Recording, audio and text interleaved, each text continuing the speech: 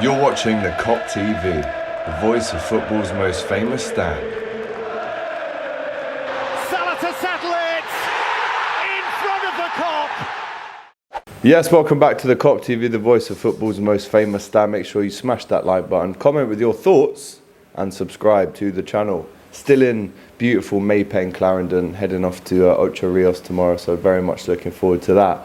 But enough of that. Again, let's get into the news, because finally Roberto Firmino has a club. He has reached an agreement to join Al Ahly, according to reports. Mixed about this one, because on one hand, yes, if there's one player that deserves 500k a week, Bobby Firmino, I'm happy for you.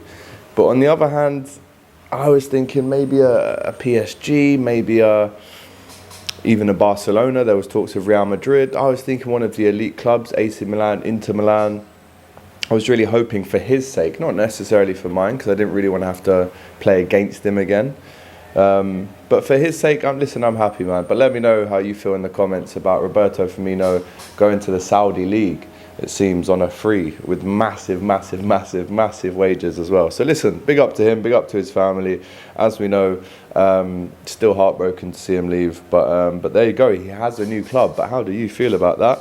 Also, according to Fabrizio Romano, Liverpool are in the race to sign Romeo Lavia from Southampton. They have checked in on his conditions. Now, how many times have we got to be linked with midfielders in the window so far before we actually go out and buy one?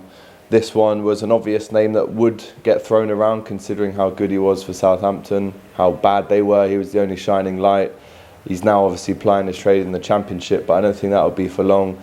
Man City do still have that buyback clause on him. So again, could they get involved in the race now that Gundogan is gone? Kelvin Phillips could be gone as well. But this one, it hasn't really come to light until today. I mean, naturally Liverpool would have had their hat in the ring for Lavia, but I haven't actually seen it in writing until today. So Fabrizio Romano informing us that we're checking in on his conditions doesn't mean we're putting a bid in or we're going to buy him. However, it does mean that we are interested, and we are, slowly gathering a lot of information on which midfielders will be available to come to Liverpool. Again, on the radar, you've still got Kefran Turam, Manu Kone, even that's died down a little bit now. Got Lavia, Gabriel Vega, Barella. Who do Liverpool end up with? This is the question that I'm asking you. But are you happy with the links today that Liverpool are in the race for Lavia? And that was confirmed by Fabrizio Romano as well. He also said something quite interesting which surprised me. Evan Ndika. Now, we know Evan Ndika from his days at Frankfurt. We know that he was linked with Liverpool last year. Fabrizio Romano is saying to us that actually we turned him down for free. Now, I just want to give you a little bit more on this. This was from the Here We Go podcast, but Liverpool said no to signing Ndika on a free transfer. Quite shocking news, that, to be honest. Surely he's going to go on to do good things at Roma, where he's now been moved to on a free. But it was thought that it was a no-brainer to sign the player, considering that we had been linked with him. I remember heavily in 21, 22, we were linked with him. But he said, and I quote, "In the second part of this market, I think they'll look at a centre-back, a left-footed centre-back. Evan Ndika was offered to Liverpool, but they decided against it, and now he's joining Roma."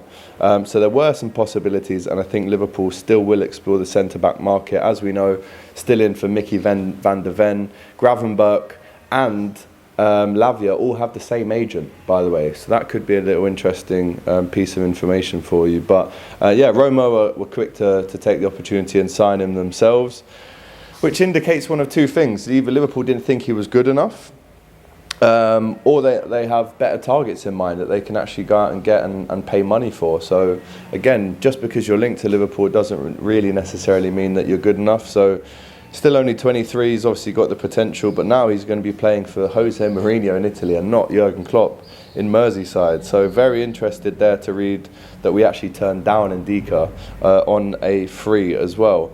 Also, Doku. Jeremy Doku. This was really interesting news this morning coming out of Stade Rennais striker Jeremy Doku. There is a strong interest we're hearing. Again, this is according to Andrew Smith.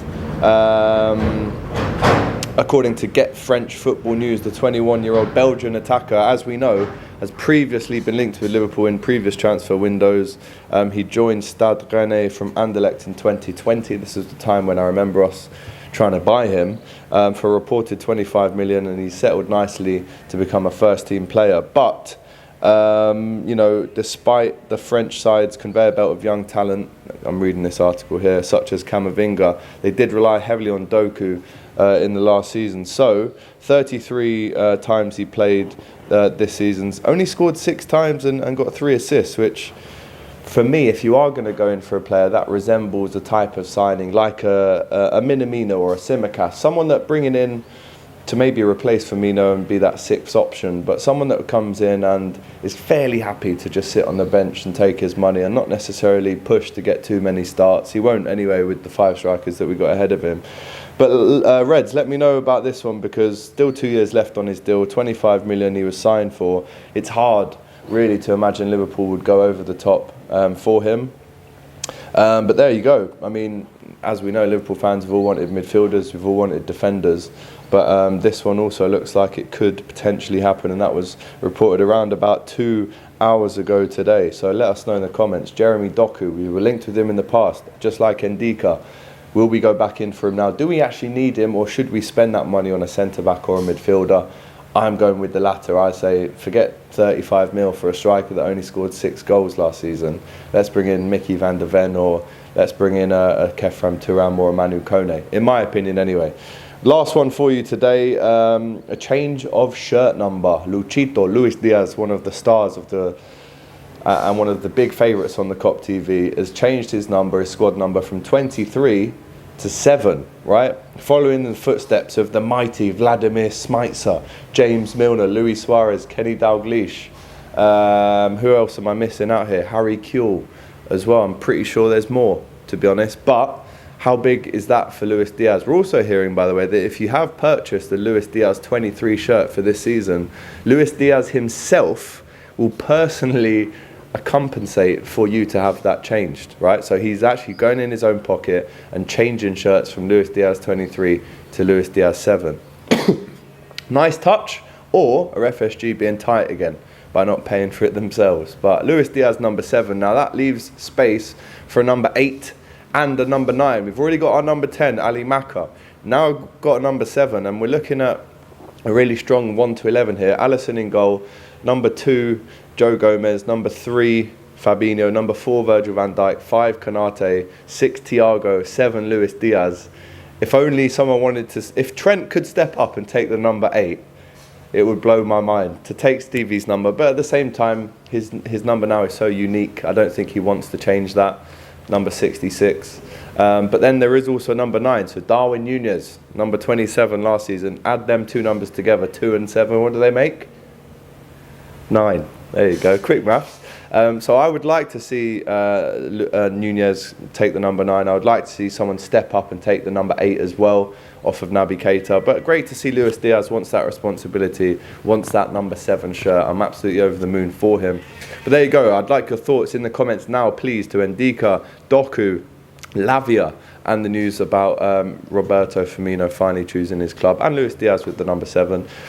From here in Jamaica, take care. We'll see you tomorrow. Yeah, I know. Unbelievable, isn't it? Cheers. Thanks for watching this video, guys. I hope you enjoyed it. Please, guys, don't forget to like, comment, and subscribe to the Kop TV. The voice of football's most famous stand.